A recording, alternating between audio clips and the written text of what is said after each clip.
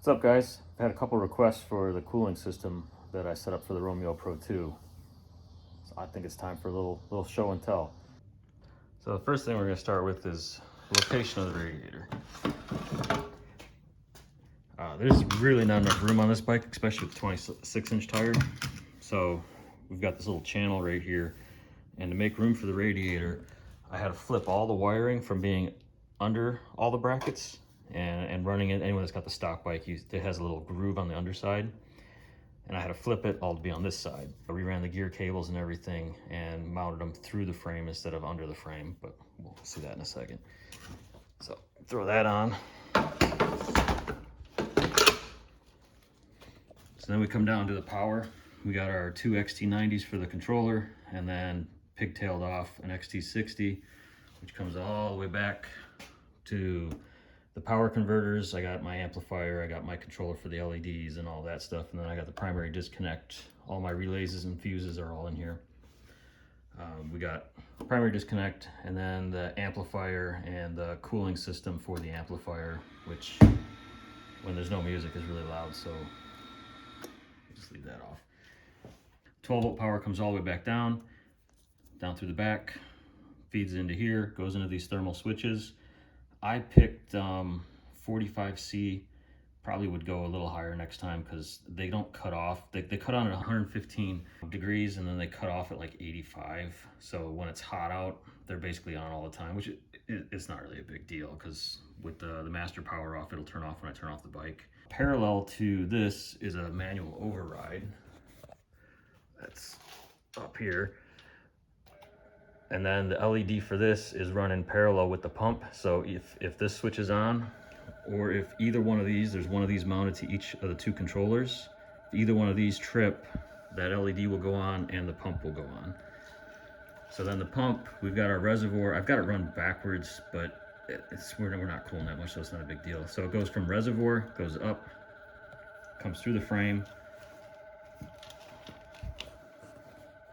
comes out through the front, up through the radiator, comes down, and then it comes over, and I'll show you the cover. I made a custom cover. Comes over, goes through the water block, and then comes out the back, and then up into the reservoir. So to make room for all that, made a cover with a bump out that lets me bring the plumbing and the wires in, and then we also have the extra wire going out. We've got the little bump out in the back. So over on the front side, we've got two little ram air scoops, and there's a little vent right there. If water comes in, it'll actually drain. And right now I have the front radiator uncovered, but normally it's running this cover plate that just has a little channel. So I'm not sure how effective the ram air works, but I've never had a problem with this thing overheating. I mean, half the time the pump barely ever turns on. Just the water in the water block alone is usually enough to cool it. So this will just fit on like that. And then there's 6 screw holes that just hold it on. Like I said, I've never taken this off. This is the first time I've taken it off since I installed it. And then the radiator vents through back by the battery, and it'll actually vent out right in here alongside the battery. Again, it's not that hot, so it's not going to affect the battery at all. This was just a 3-piece. I'll post up pictures. This is just a 3 or 4-piece 3D print to house that. And then I'll put up another one somewhere around here. This is it's just a clamp that clamps on to the support bar right here, and then it's just held on with a zip tie. But the clamp is so tight that like it ain't coming off. And then we'll do a final one. This is an ABS cage. I might have done it with ASA. I don't remember. I was experimenting with a bunch of different plastics.